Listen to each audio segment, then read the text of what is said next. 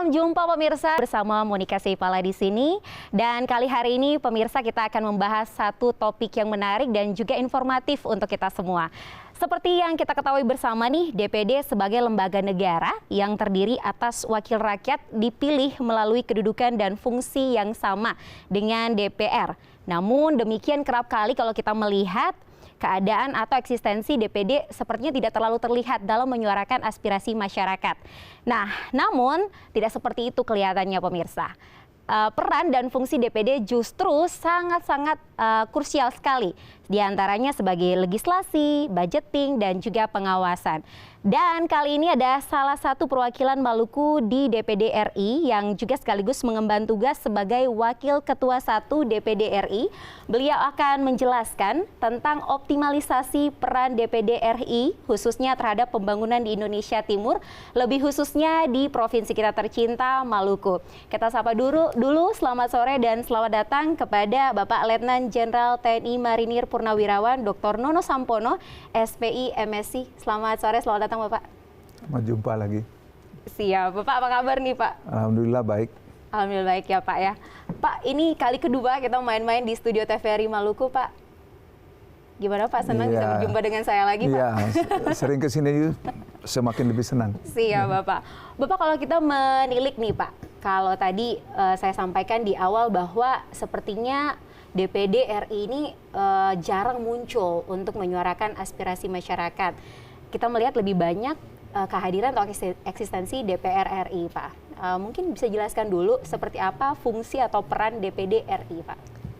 Iya, itulah sangat wajar karena lembaga DPD RI baru muncul setelah adanya reformasi 98 dan kemudian berdasarkan perubahan Undang-Undang Dasar 1945 khususnya pasal 22D, di situ muncul yang namanya Dewan Perwakilan Daerah. Artinya sejak 2004 sampai sekarang baru jalan 4 periode, tentu kalau dipersandingkan atau diperhadapkan dengan apa yang dilakukan oleh DPR, tentu sebagai lembaga yang sudah terlahir sejak Republik ini berdiri. Nah, oleh karena itu sangat beda memang, walaupun di dalam garis besar tupoksinya hampir sama. Tadi disebutkan pertama perannya sebagai membuat undang-undang atau legislasi, kemudian peran sebagai pengawasan, kemudian yang ketiga adalah pertimbangan anggaran. Memang di pasal 22D itu kalau disandingkan dengan hak dan wewenang DPR tidak sama, walaupun secara protokol sama-sama lembaga negara. Nah, inilah yang memang membuat implementasi terhadap tugas-tugas DPD menjadi disesuaikan dengan tupoksi yang ada. Jadi kira-kira begitu. Jadi apa yang kami lakukan sebenarnya dalam misalnya konteks legislasi, sesuai dengan Undang-Undang Dasar, Konstitusi maupun Undang-Undang MD3, bahwa ada DPR juga mempunyai kewenangan membuat undang-undang. DPD juga ya, pemerintah juga ya, tetapi pendekatan tentu lain, berbeda. Jadi kalau DPD lebih kepada pendekatan kepentingan daerah dan kewilayahan. Misalnya contoh tentang pemekaran, tentang pemerintah daerah, tentang sumber daya alam, nah itu memang di DPD. Yang lainnya seluruhnya ada di DPR. Kalau lebih singkatnya atau lebih simpelnya kita bisa bilang DPD RI ini yang membuat konsep dan menawarkan konsep gitu ya Pak ya? Nah, memang di dalam aturannya seperti itu. Pemerintah membuat aturan, ketentuan, juga pintunya di DPR. Jadi tetapi pembahasannya sebelum masuk ke dalam disahkan atau diundangkan itu melalui pembahasan tripartit. Undang-undang mana saja dibahas dalam istilahnya tahapan 1 itu masih bertiga. Kemudian tahapan 2 dan pengesahannya ada di DPR pintunya. Kira-kira gitu. Baik, nah tadi juga saya sampaikan di awal nih Pak, karena kerap kali tidak terlihat berarti kerjanya di belakang layar dong Pak. Masyarakat Maluku pastinya punya pemikiran nih, apa yang sudah dilakukan nih Bapak sebagai perwakilan dari Maluku di parlemen yang sudah memperjuangkan isu-isu kedaerahan terutama di Provinsi Maluku Pak. Saya baru 2 periode ini berjalan. Tentu waktu masuk begitu banyak persoalan permasalahan Maluku yang menumpuk. Saya mau kasih contoh misalnya bagaimana memperjuangkan sebuah rancangan undang-undang daerah kepulauan. Di dalamnya itu kepentingan bukan hanya kepentingan Maluku tapi kepentingan 8 provinsi kepulauan yang ada di Indonesia. Maluku, Maluku Utara, Sulawesi Utara, Sulawesi Tenggara, NTT, NTB, Bangka Belitung, dan Kepulauan Riau. Nah, sekarang sudah memasuki 4 periode. Baik. 2 periode diperjuangkan oleh DPR RI. 2 periode itu gagal, walaupun yang memiliki inisiasi itu adalah dari fraksi PDIP sebagai partai yang terbesar. Nah, kemudian perjuangan ini disambung oleh DPD RI berjalan 1,5 periode ini. Periode lalu juga belum berhasil karena pihak pemerintah dan sampai sekarang pun masih enggan untuk melakukan pembahasan. Walaupun misalnya periode yang lalu sudah sampai pada pembentukan pansus. Bahkan ketua pansus yang ada di DPR itu dari fraksi Golkar waktu itu Pak Edi Betaubun. Wakilnya adalah dari PDIP namanya Ibu Mercy Barens. Ya. Nah, kita keroyok semua tetapi tetap saja kalau pemerintah enggan untuk melakukan pembahasan, apalagi tidak memasuki DIM atau daftar inventarisasi masalah. Itu persoalan. Pembahasannya berhenti di situ. Nah, sekarang ini pemerintah walaupun sudah ada surat dari Presiden untuk mengutus 7 kementerian dalam pembahasan, tapi mereka minta ditunda dulu pembahasannya. Nah, ini menjadi masalah sehingga akibatnya sementara kan RUU begitu banyak yang antre. Nah, DPD sendiri yang lalu punya dua RUU, salah satunya Undang-Undang Daerah Kepulauan. Nah, sekarang ini tiga, salah satunya kembali. Undang-Undang Daerah Kepulauan masih dalam posisi di prolegnas prioritas. Ya, tetapi karena pemerintah minta diundur, ya kita menunggu. Ya. Prinsipnya begitu.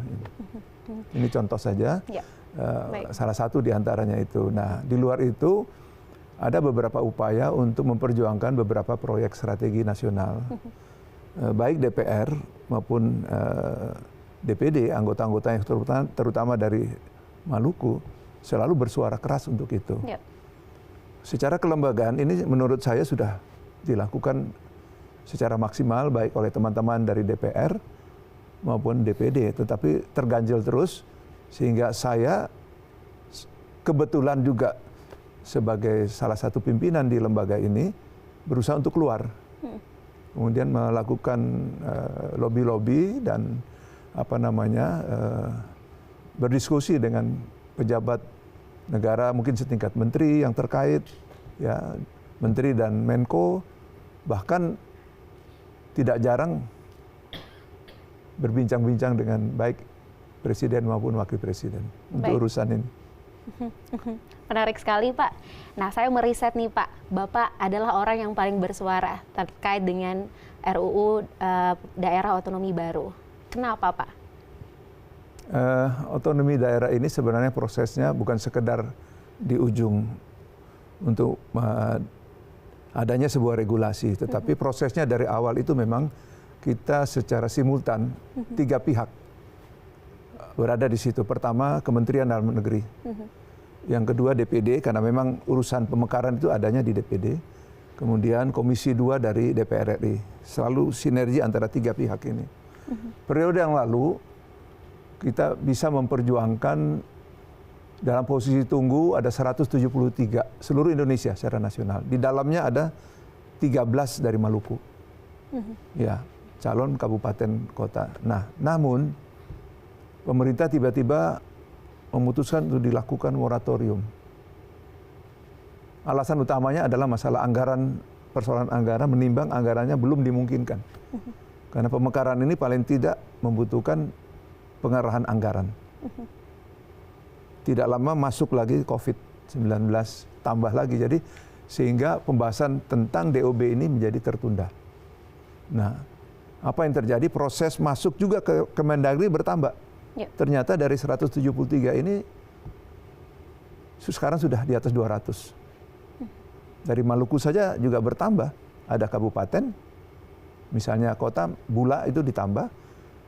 Yang kedua adalah ada masukan juga. Jadi setingkat provinsi. Nah, oleh karena itu ini masih memerlukan pembahasan.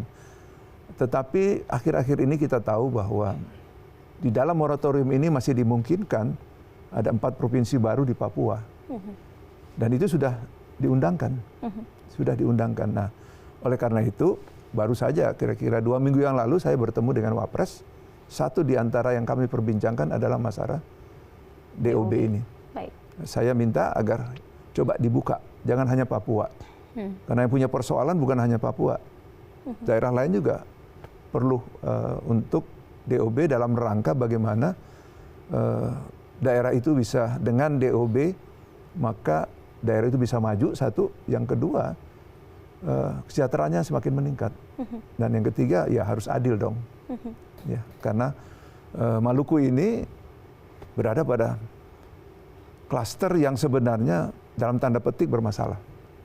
Pertama, Maluku bagian dari Indonesia Timur. Itu yang pertama. Kita tahu disparitas pembangunan antara kawasan barat dan timur itu terjadi. Nanti saya akan jelaskan seperti apa. Yang kedua, Maluku bagian dari klaster 8 provinsi atau daerah kepulauan. Yang kita tahu dibandingkan dengan daerah yang berbasis kontinental, pulau besar, banyak hal yang tertinggal. Betul. Dan yang ketiga, Maluku berada pada posisi daerah-daerah yang serba T, tertinggal, terluar, terkebelakang, dan seterusnya. Nah, oleh karena itu, dalam 3 klaster yang ini memerlukan upaya yang sungguh-sungguh dari siapapun yang mendapatkan amanah, baik di jajaran eksekutif maupun legislatif, DPR dan DPD harus berjuang. Kami memang di pusat. Interaksi kami, DPD RI dan DPR RI tentu tingkatannya dengan jajaran pemerintah pusat, menteri, lembaga, badan yang ada di pusat. Bahkan bila perlu dengan presiden dan wakil presiden. Karena ini wilayah kerja kita. Nah, tetapi karena kami berasal dari daerah, dipilih oleh daerah, maka ya khususnya DPD apalagi tidak ada cara lain adalah semua apa yang kita lakukan harus berkaitan dengan kepentingan daerah. Bisa disimpulkan bahwa satu keputusan tapi dampaknya besar gitu ya Pak. RUU DOB ini punya impact yang besar sehingga harus diperjuangkan juga, bukan DOB untuk Maluku sendiri Pak. Linier dengan kemajuan dan kesejahteraan. Kebayang nggak satu daerah yang tadinya dikelola hanya oleh kecamatan, dia meningkat menjadi kabupaten, tentu lain, ya akan lain. Nah, oleh karena itu memang 13 DOB plus nanti yang di belakang ini kita akan akomodir, tetapi tentu keputusan pemerintah pusat tentu akan juga mengakomodir dari daerah-daerah lain, bukan hanya Maluku. Nah, kalau yang lalu kita bisa menembus 13 calon DOB, nah kita berharap nanti, apalagi nanti ditambah sekarang ini ya bagian dari itu semua. Bagaimana tergantung dari daerah induk. Jadi misalnya bagaimana provinsi Maluku ini kalau ada upaya, ada keinginan bahwa ada provinsi yang akan mau tumbuh dari provinsi ini, bisa juga terjadi. Atau kabupaten, misalnya satu kabupaten Maluku Tengah misalnya, di dalamnya dari 13 itu misalnya Lease, Jasira, dan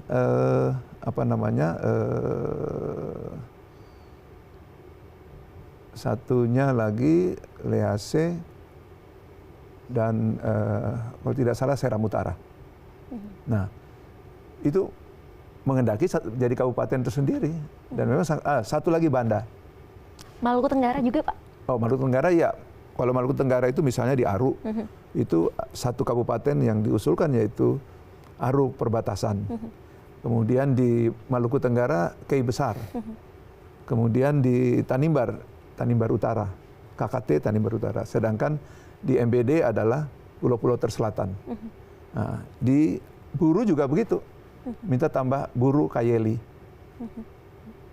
SBB ada Talabatai, kemudian Huamual.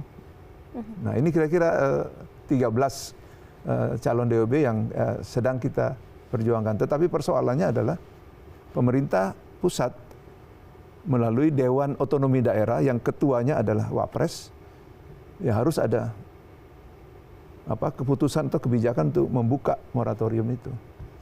Nah, waktu hasil perbincangan saya yang lalu dengan Wakil Presiden, beliau bilang sangat mungkin, tetapi istilahnya mereka itu kita cubit sedikit-sedikit. Ya, jadi kayak misalnya Papua, sementara dikeluar dulu, siapa tahu nanti Maluku dapat dari 13, mana yang diprioritaskan, tergantung nanti kajian akademik. Mana yang kira-kira yang dengan kondisi keuangan kita yang belum mencukupi ini, mana yang kira-kira dimungkinkan, kira-kira begitu. Baik, luar biasa. Saya sangat tertarik Pak dengan konsep DOB ini Pak. Kira-kira apakah ada jaminan atau masa depan yang sudah bisa terbilang baik dengan adanya RUU DOB ini membuat 13 daerah di Maluku ini apakah bisa langsung menjadi provinsi seperti itu Pak? Tidak, setingkat kabupaten dan kota. Jadi yang 13 ini, provinsi kan belakangan, yang Tenggara Raya. Jadi kembali ke tadi, sekarang ini peraturan agak berbeda. Di masa lalu begitu diketok di DPR, kan semuanya di DPR pintu masuk, pintu keluarnya. Maka langsung undang-undang langsung mengiringinya. Tapi sekarang ada peraturan pemerintah yang mengatur satu daerah sebelum ditentukan iya menjadi daerah otonom harus melalui istilahnya daerah persiapan. Selama 2-3 tahun akan dinilai raportnya kira-kira sangat layak. Jadi dia belum ditentukan dalam bentuk undang-undang. Tapi dengan dasar peraturan pemerintah namanya daerah persiapan pemekaran. Yep. Jadi yang tadi 13 itu harus melalui proses 2-3 tahun. Nanti dinilai oleh tim dari pusat apakah raportnya ini sangat mencukupi. Yeah. Baru yes, baru diundangkan. Yeah. Sebelum itu tidak akan bisa. Ini bedanya dengan yang dulu. Kalau dulu langsung gitu tok di DPR, undang-undang turun, selesai. Sekarang tidak, ada proses persiapan, daerah persiapan. Baik. Pak Donald, luar biasa perbincangan kali ini. Nah ini Pak, saya riset lagi. Sebagai orang Maluku, saya juga sangat berbangga hati nih ketika mengetahui Bapak sebagai delegasi DPD RI, dipimpin langsung oleh Bapak sebagai Wakil Ketua 1 DPD RI, Bapak Nono Sampono menghadiri Kongres Ekologi Internasional Nevsky ke-10 Point di Saint Petersburg, Rusia pada tanggal 25 sampai 26 Mei 2023 nih. Ini adalah salah satu privilege Pak. Kira-kira isu yang dibahas di sana apa saja Pak? Ya, ekologi itu menyangkut dua hal yang dibahas. Pertama masalah iklim, yang kedua masalah hutan. Ya, kita tahu bahwa saat ini terjadi perubahan iklim yang ekstrim, kemudian terjadi pemanasan bumi yang meningkat, istilahnya global warming. Ini dampaknya sangat luas dan salah satu faktor yang membuat terjadinya peningkatan di samping terjadi pencairan es di kutub utara dan selatan, masalah hutan. Hutan kita ini di seluruh dunia adalah paru-paru dunia. Ya. Kondisi iklim sangat terpengaruh dengan besar tidaknya hutan itu. Nah, kita disoroti masalah Kalimantan, Sumatera, dan dan Papua. Jadi 3 pulau besar ini merupakan paru-paru dunia. Memang ini wilayah kita, wilayah negara kita, tapi ini milik dunia. Nah, sehingga kawasan hutan kita semakin menipis, itu menjadi masalah. Kenaikan temperatur bumi ini tidak lepas dari besarnya paru-paru ini. Sementara hutan kita banyak yang kita gunakan tidak mengabaikan, artinya mengabaikan kaidah-kaidah lingkungan. Itu misalnya. Saya mau kasih contoh ya. Kenapa kelapa sawit kita di-ban oleh Eropa dan Amerika? Karena hutan kita diganti dengan perkebunan kelapa sawit. Artinya kita menabrak kepentingan lingkungan dunia. Sehingga kelapa sawit dari Indonesia tidak dibeli dari Eropa sama kita dihukum dengan cara itu. Nah, dunia melihat ini semua. Nah, oleh karena itu kembali lagi sekarang Indonesia sudah semakin sadar bahwa masalah lingkungan ini penting. Bumi ini harus dirawat dengan baik agar tetap terpelihara. Nah, iklimnya ini menjadi persoalan. Nah, kemarin kita bicara di sana itu masalah iklim dan kemudian masalah hutan. Nah, program Indonesia untuk menuju ke depan, kita mencanangkan 2030 ke depan ini masalah lingkungan ini selesai. Ada program yang dibuat oleh Kementerian Lingkungan Kehutanan dan Lingkungan Hidup, KLH, sekarang yang dijabat oleh Ibu Siti Nurbaya, memang sudah punya program itu dan Indonesia punya program sampai dengan 2030. Itulah yang kemarin saya sampaikan dalam Kongres Ekologi di sana. Nah, di samping kongres ini, yang saya pimpin bukan hanya rombongan dari DPD, tetapi juga dari kementerian ada yang bergabung. Dan saya memang diminta untuk menjadi pimpinan delegasi. Saya 2 kali bicara di sana, pertama tentang iklim, yang kedua tentang hutan. Jadi sehingga ada pengertian dari pihak dunia bahwa Indonesia sudah semakin maju memperhatikan kaidah-kaidah lingkungan. Secara mendunia memang globalisasi mengusung 3. Pertama demokratisasi, kedua hak asasi manusia, dan ketiga adalah lingkungan. Ini kaidah yang tidak boleh kita abaikan. Karena segala sesuatu pasti diukur dengan itu. Tadi saya kasih contoh masalah ekonomi, soal kelapa sawit. Nah, berikutnya adalah pada waktu yang sama bersamaan memang saya ada janji dengan Menteri Energi dan Industri dan Energi Rusia. Nah,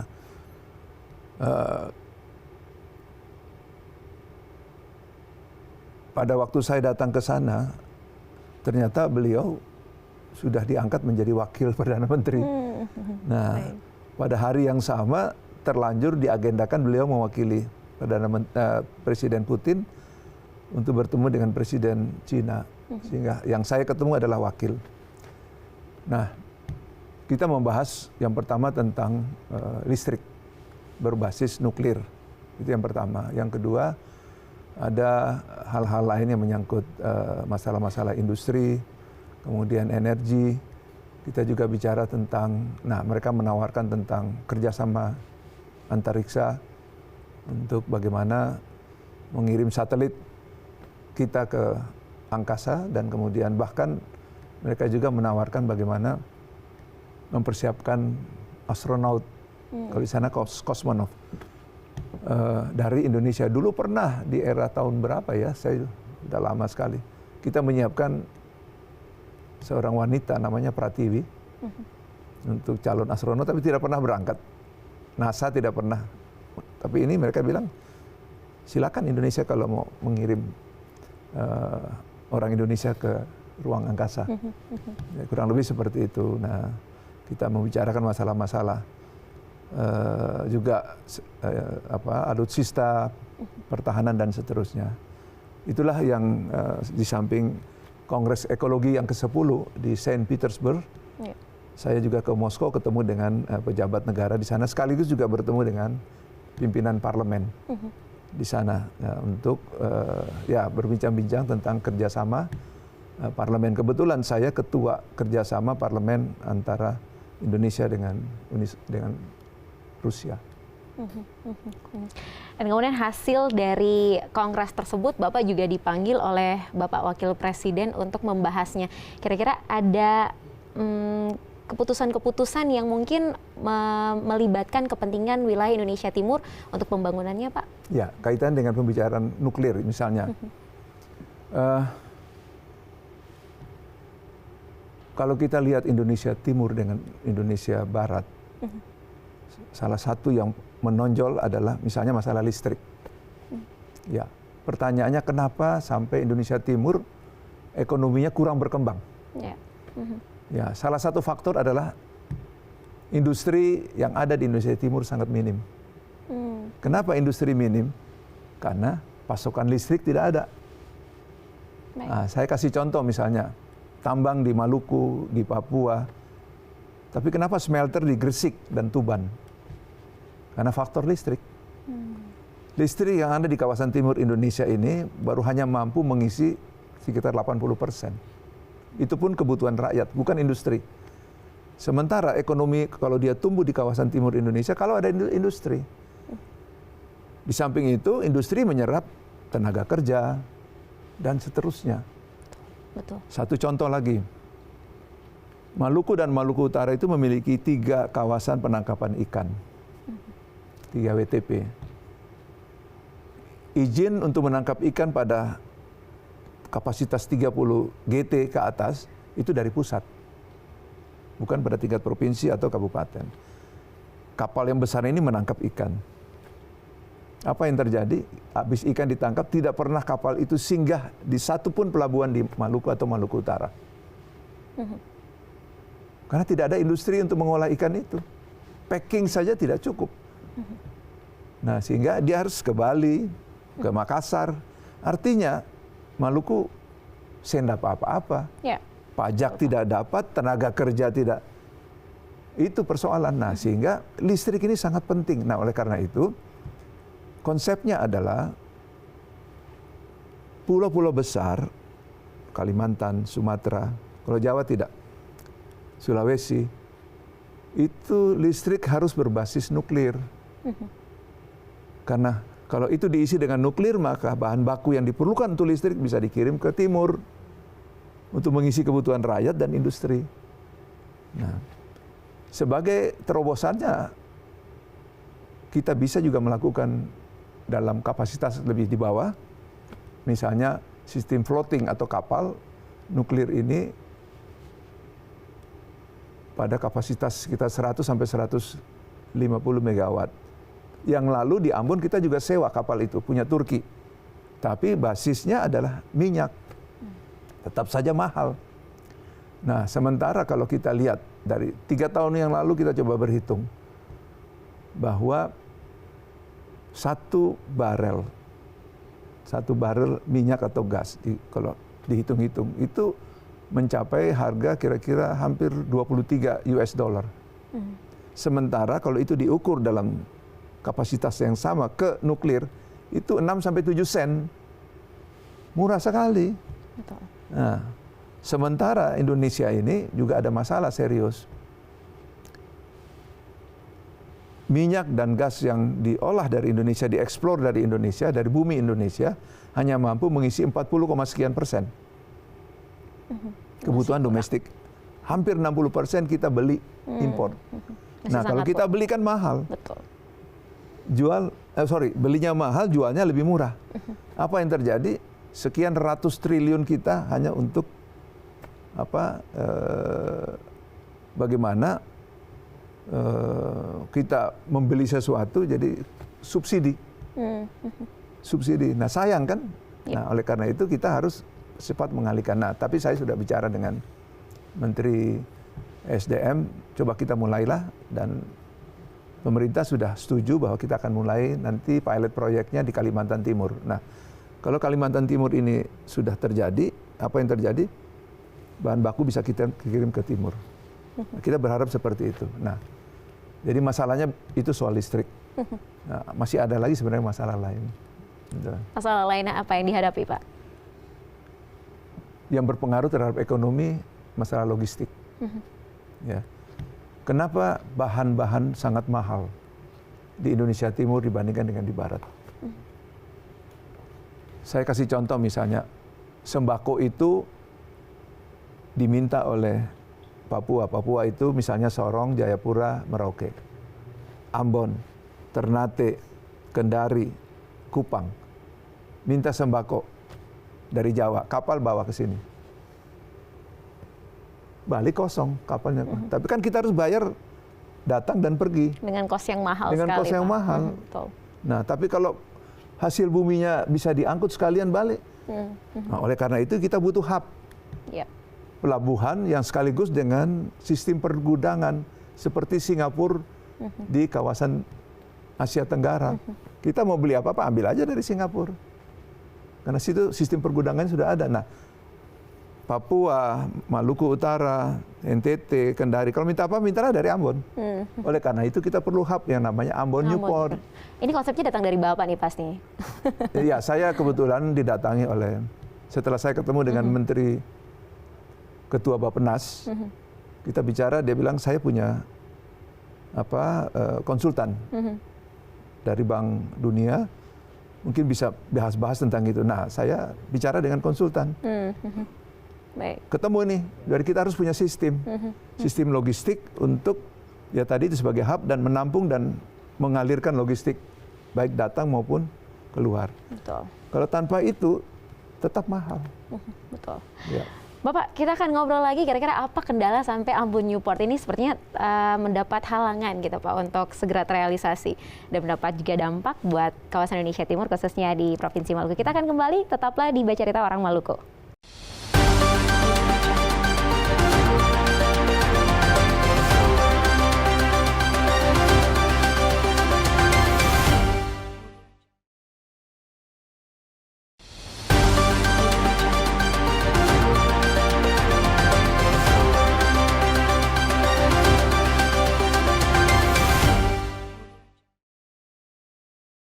Sebelum kita lanjut lagi dengan pembahasan kita dengan Pak Nono Sampono, saya akan mengajak pemirsa untuk menyimak kutipan wawancara beliau di Istana Negara setelah selesai menghadiri pertemuan dengan Wakil Presiden Republik Indonesia, Bapak Ma'ruf Amin. Berikut ini. Indonesia memang jadi sorotan khususnya di Kalimantan, Sumatera, dan di Papua. Itu menjadi paru-parunya dunia dan menjadi sangat penting bagi semua negara-negara di dunia, karena kita tahu sendiri global warming saat ini dan cuaca ekstrim akibat hutan kita ini makin menipis dan penggunaan tidak memperhatikan kaidah-kaidah lingkungan. Jadi kepedulian dari dunia dan melalui Kongres Ekologi yang ke-10 ini kita bahas itu bersama. Saya tadi sampaikan ke Bapak Wakil Presiden, itu yang pertama. Yang kedua, bertemu dengan Menteri Industri dan Energi. Kita membahas juga tentang bagaimana power plant listrik kita kemungkinan untuk menggunakan nuklir. Ya. Nah, arahnya ada yang ke sana dan mereka menawarkan itu. Yang menarik adalah dari pihak Rusia menawarkan juga masalah kerjasama antariksa, yaitu satelit yang diperlukan mungkin oleh Indonesia, dan ditawari juga masalah SDM, jadi kosmonov atau kalau dikenal dengan astronaut kalau bahasanya di Amerika, mereka juga tawarkan. Ya, saya sampaikan kepada beliau tadi. Nah, khususnya untuk listrik memang Rusia pun menawarkan yang kapasitas 100 sampai 150 megawatt untuk mengisi pulau-pulau sedang. Memang ini sangat diperlukan terutama Indonesia Timur. Pasokan listrik untuk rakyat saja masih belum terpenuhi sampai 80%, baru terpenuhi, masih ada 20% lebih yang belum. Nah, ini penting karena industri harus muncul di timur agar ekonomi di Indonesia Timur ini muncul. Yang ketiga adalah masalah saya juga pulang dari Rusia ke Qatar, ketemu dengan parlemen dan kemudian Gubernur Bank Sentral. Kita bicara tentang bagaimana kerjasama membangun kekuatan ekonomi syariah. Kita tahu bahwa ekonomi syariah juga merupakan pilar ekonomi kita yang harus kita tingkatkan karena potensi kita sangat besar. Bukan hanya finansialnya saja, financing, tetapi juga jumlah umat Islam terbesar di dunia. Ya. Kita sekarang ini justru mendapatkan saingan berat dari negara-negara yang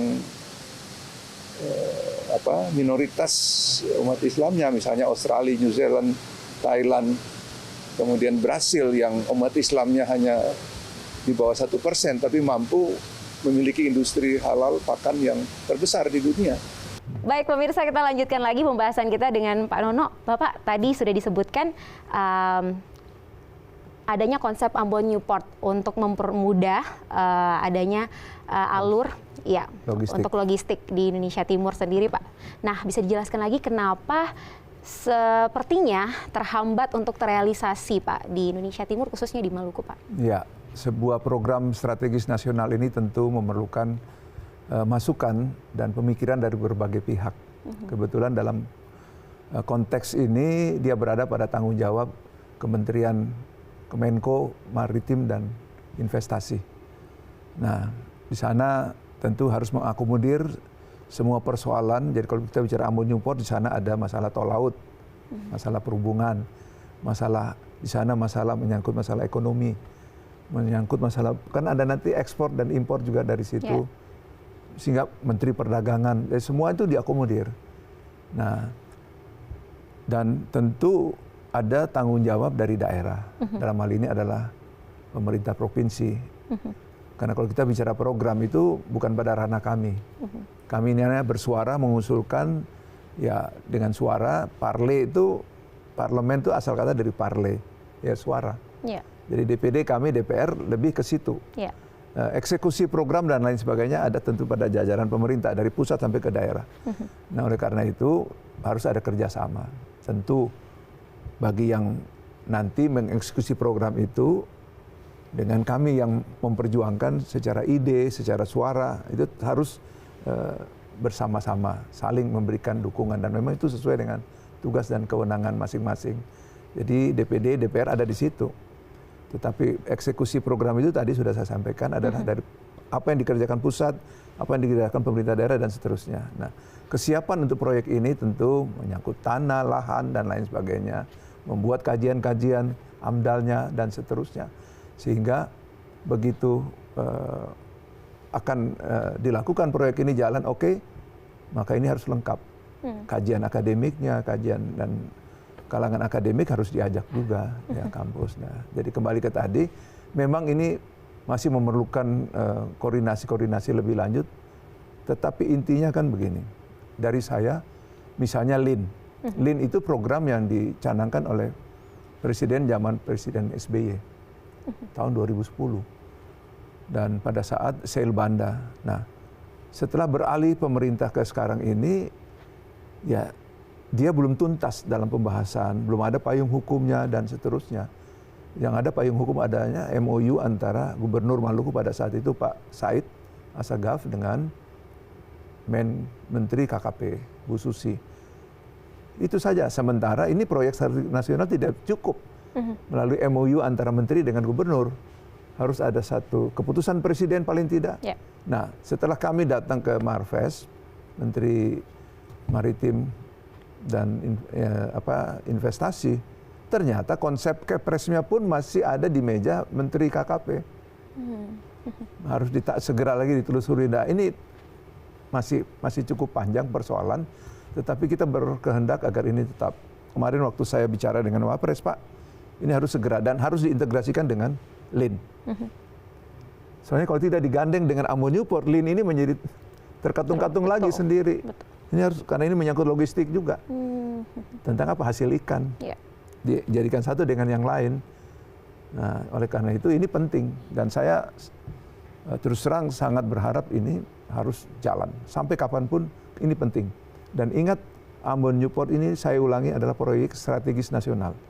Bukan hanya untuk kepentingan Maluku, tapi untuk Indonesia Timur dan untuk Indonesia. Itu satu. Yang kedua, harus kita juga melihat dimensi lain. Jangan kita melihat ini dalam keadaan damai. Sistem pergudangan kita, seandainya terjadi keadaan tidak damai, persoalan. Begitu transportasi lumpuh, semua lumpuh, kita nggak punya gudang yang isinya kebutuhan pokok kita. Persoalan. Oleh karena itu kita harus berhitung juga ke arah itu. Kalau keadaan tidak normal, ya contoh beberapa tahun yang lalu itu peristiwa itu terjadi pada waktu rame-ramenya 2000 sampai 2004, 2005 itu transportasi lumpuh. Tidak ada gudang di sini. Makanan jadi mahal semua. Nah, itu menjadi masalah. Nah, oleh karena itu kita harus berpikir dalam keadaan damai dan keadaan darurat. Ambon Newport akan menjawab itu.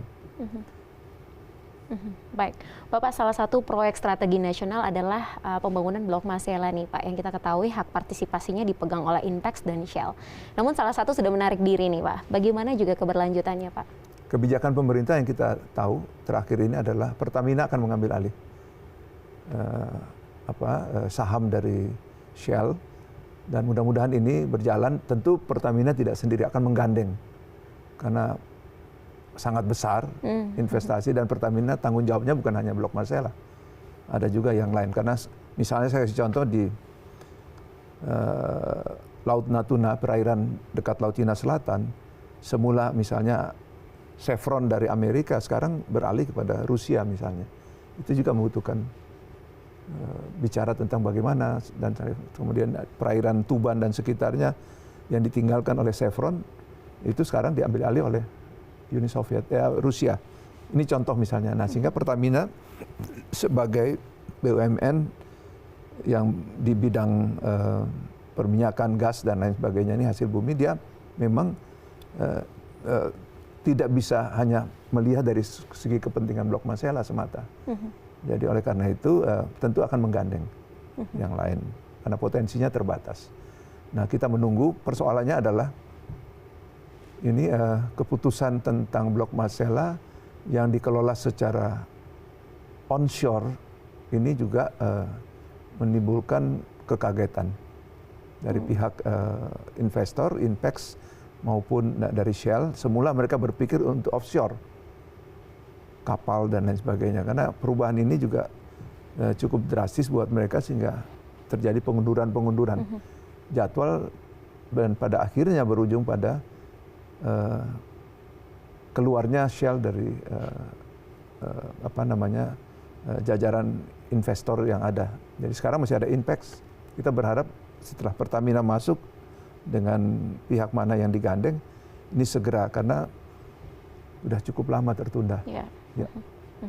Bapak, apakah tidak mempengaruhi karena Pertamina ini juga plat merah atau BUMN, Pak? Nggak ada masalah. Memang di Pertamina untuk itu kegunaannya, bagaimana mengambil alih saham, kemudian ikut dalam pengelolaan, memang tugasnya adalah itu. Baik dari segi permodalan maupun operasional di lapangan. Tapi selalu begini, jadi tidak pernah satu titik atau sumur atau tempat eksplorasi atau eksploitasi minyak dan gas ini monopoli oleh satu investor semata. Biasanya ada kolaborasi gabungan, baik di dalam negeri dengan luar negeri, kira-kira begitu. Baik, tapi untuk masa depan atau kepastian dari Blok Masela ini sudah bisa dipastikan? Ya, tentu kita di daerah ini selalu berharap pusat itu segera melaksanakan kewajibannya, karena bagaimanapun juga kan kita bergantung daerah pusat. Nah, memang belakangan ini ada sedikit masalah tentang pembebasan tanah. Nah, saya juga dan Bapak Presiden pun datang ke sana. Ada satu pulau Nustual yang 28 hektar yang kemarin itu ada sedikit konflik antara masyarakat dengan BP Migas. Jadi konflik itu bahkan masuk di pengadilan, mulai dari pengadilan negeri sampai kepada tingkat Mahkamah Agung.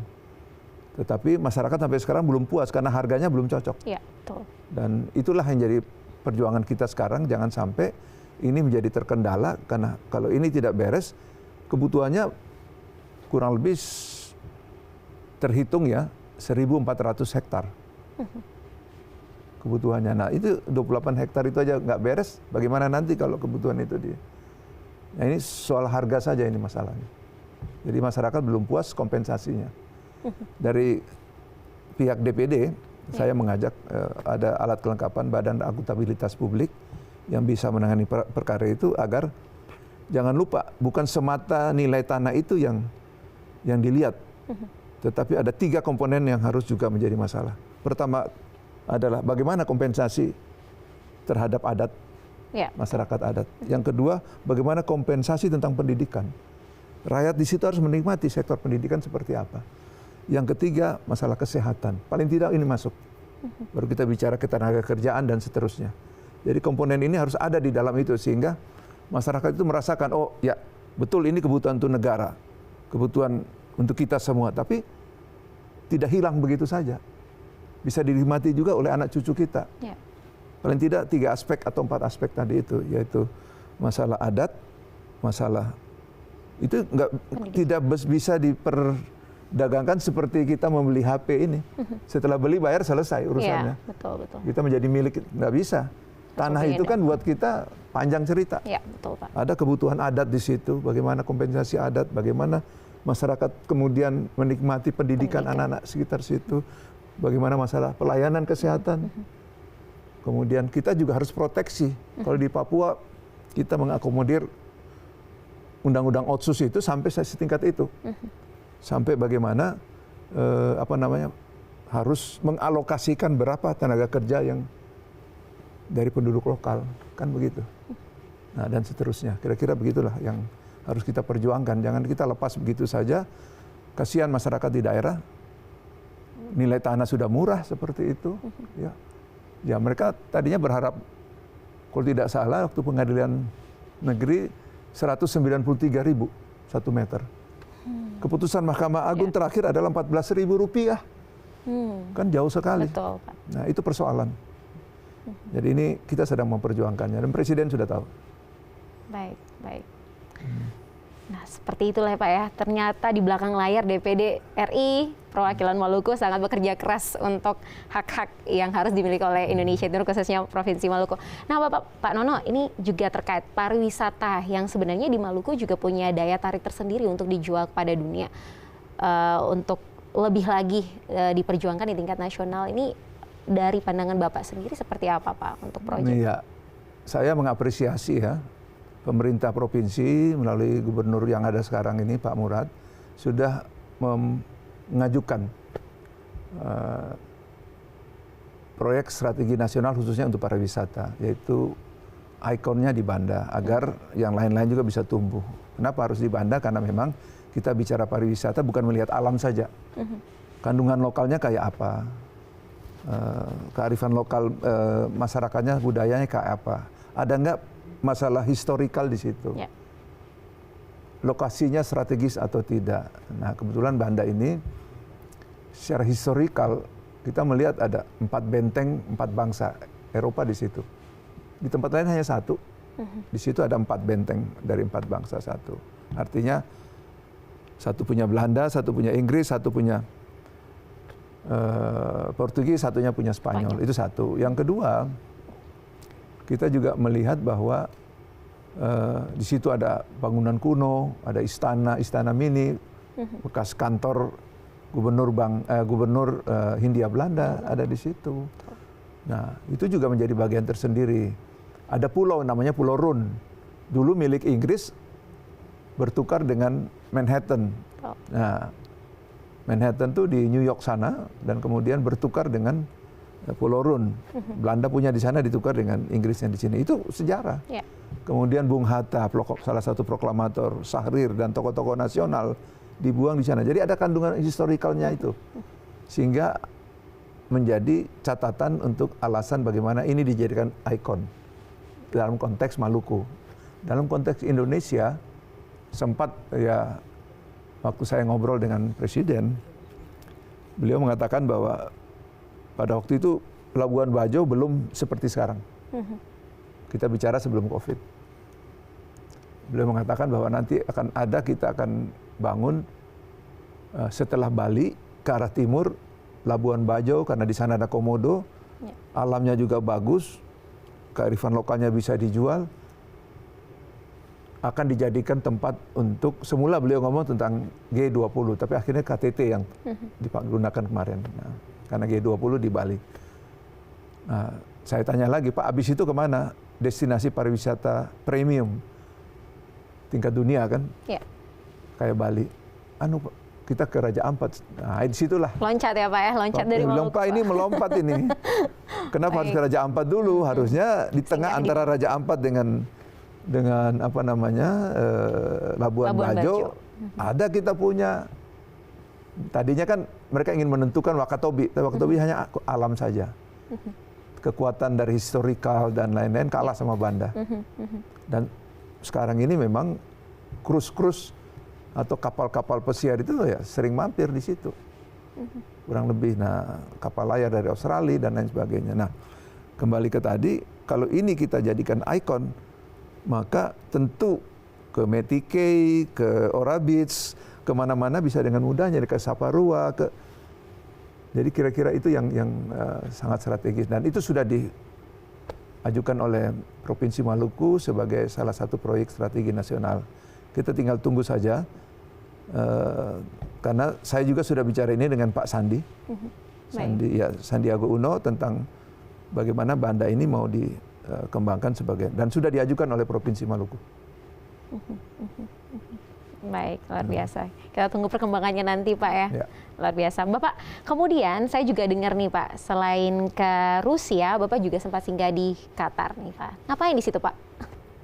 Begini, jadi pilihan ke Qatar itu setelah saya berkunjung ke Bahrain, kemudian ke Kazakhstan.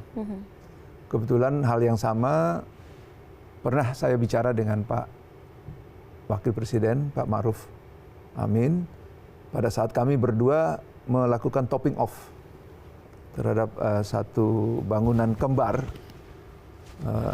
sebagai ikon dari perkembangan pembangunan ekonomi syariah Indonesia. Ya, kita menyiapkan area di Tangerang sebesar 23,5 hektar.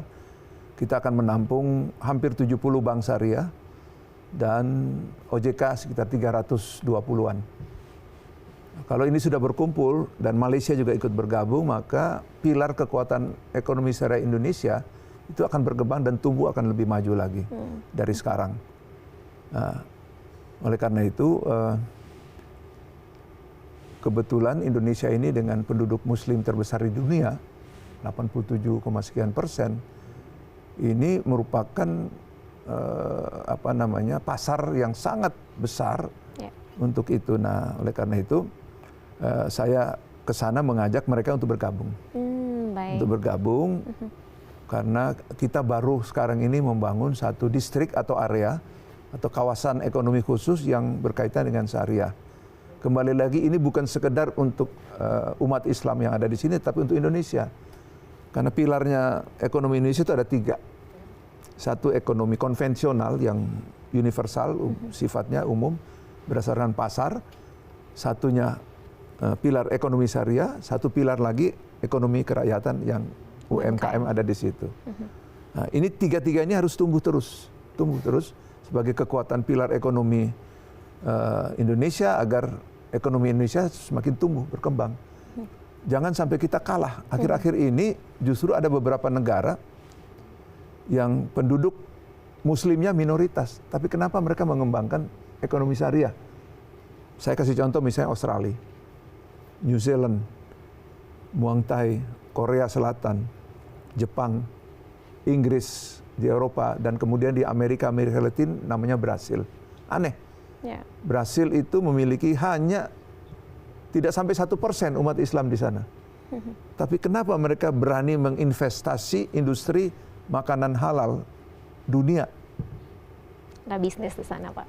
Itu karena masalah bisnis. Ya, hampir 30% umat Islam dunia itu makan makanan itu satu.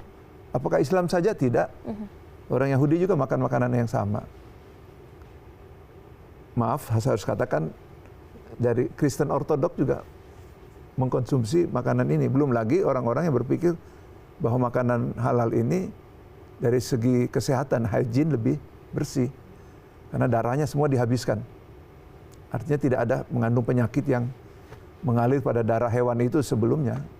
Jadi kira-kira gitulah, sehingga konsumsi itu makanan halal dunia menjadi sekarang itu sudah di atas 40% penduduk dunia.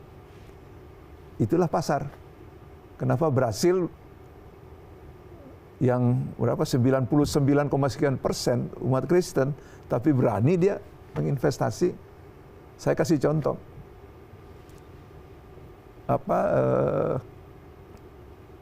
Delegasi haji Indonesia yang ke Mekah, yang sebanyak 230 sekian ribu, belum umroh. Itu makan berasnya dari Vietnam dan Thailand. Apa kabar beras yang dari Indonesia? Yeah. Ayam dan daging dari Brasil. Bagaimana hasil produksi Indonesia? Ini contoh saja. Nah, kita ini harus berjuang agar ya sudah, kita harus mengisi ruang-ruang potensi untuk membangun ekonomi Indonesia secara menyeluruh melalui ekonomi syariah tadi itu. Kalau Bapak sendiri nih pandangannya terhadap perkembangan ekonomi syariah di Indonesia, khususnya di Indonesia Timur seperti apa, Pak? Apakah lebih membaik dari tahun-tahun sebelumnya apa malah menurun, Pak? Tidak jauh berbeda dengan daerah lain. Artinya partisipasi orang masih melihat dari segi profit. Dia menanamkan uangnya lebih kepada bank-bank konvensional, sementara agamanya mengharuskan dia untuk investasi secara halal. Ya kan, di situ. Itu persoalan pertama. Yang kedua, perkembangan ekonomi syariah ini ternyata di dunia tidak hanya dimonopoli oleh negara-negara berbasis mayoritas Islam, tetapi negara-negara yang non-Muslim, Islamnya cuma minoritas kecil, tapi mereka berani. Karena punya banyak keuntungan. Ada pasar, ya, ada pasarnya tadi itu. Baik, luar biasa, ini juga merupakan catatan dan PR bersama pemerintah di Indonesia Timur, khususnya di Provinsi Maluku ya Pak ya. Bapak, ini sudah tidak terasa 1 jam perbincangan kita. Saya kuliah 3 SKS bersama Bapak ya Bapak. Nah Pak, untuk closing statement-nya saya persilakan Bapak untuk mengajak seluruh masyarakat Indonesia, khususnya Indonesia Timur, lebih spesifiknya Provinsi Maluku untuk menanggapi peran dan fungsi DPD RI untuk mewakilkan aspirasi masyarakat, terutama di Indonesia Timur. Silakan Pak. Yang pertama tentu untuk kepentingan daerah Maluku memerlukan sumber daya manusia yang mengisi berbagai lini di dalam peran, ya, apakah di peran di eksekutif maupun di legislatif, untuk bagaimana memiliki strategi atau kiat-kiat. Saran saya adalah marilah kita berjuang mengajak kawan yang memiliki kepentingan yang sama. Saya ambil contoh misalnya, tadi saya sampaikan, Indonesia Timur itu harus kita sama-sama berjuang. Dalam konteks Indonesia Timur dan Maluku. Satu lagi, ada 8 provinsi kepulauan. Kita punya teman ada 7 provinsi lain, kita ajak sama-sama kita berjuang. Satu lagi, Maluku bagian dari daerah yang serbate. Ini juga. Nah, yang di lokal harus berjuang seperti apa di tingkat daerah, baik dari kabupaten kota naik provinsi, termasuk kami-kami yang di pusat, harus melihat persoalannya seperti itu. Jadi apapun yang terjadi di Maluku ini harus kita kaitkan dengan kepentingan bersama. Strateginya harus begitu. Jadi bukan hanya semata kepentingan Maluku. Sekali lagi, kita harus berjuang dalam Maluku dalam kepentingan bersama. Atau Maluku bukan hanya untuk Maluku, tapi untuk kepentingan yang lain juga. Nah, dengan kebersamaan ini, sama kepentingannya, maka jauh lebih mudah. Nah, oleh karena itu, inilah menjadi catatan kita semua. Saya ingin mengajak semua, ya, semua stakeholder yang mendapat amanah, baik di tingkat pemerintahan, eksekutif maupun dewan, baik DPR maupun DPD. DPR dari tingkat lokal di kota dan kabupaten, tingkat provinsi. Ya, kita semua berusaha dan saling berkolaborasi. Nah, soal ekonomi tadi sisipan saja bahwa kita harus sadar bahwa pilar ekonomi syariah pun juga bagian, menurut saya, yang harus diperjuangkan, karena ini penting buat kita semua untuk mengisi kekuatan ekonomi perekonomian Indonesia, kira-kira begitu, yang ada pada 3 pilar. Terima kasih. Baik sekali. Sekali lagi terima kasih banyak Pak Nono sudah bergabung di TVRI Stasiun Maluku dan sudah memberikan edukasi sosialisasi bagi pemirsa TVRI Maluku, khususnya tentang optimalisasi peran DPD RI khususnya terhadap pembangunan di Indonesia Timur, lebih spesifiknya di Provinsi Maluku. Terima kasih untuk fresh perspektifnya Bapak buat kita semua, dan juga semoga Indonesia Timur, khususnya Maluku, lebih maju lagi ke depannya. Akhir kata, saya Monika Seipala, mewakili seluruh kru yang bertugas, mengucapkan terima kasih banyak atas kebersamaan Anda dengan kami. Selamat sore dan sampai jumpa.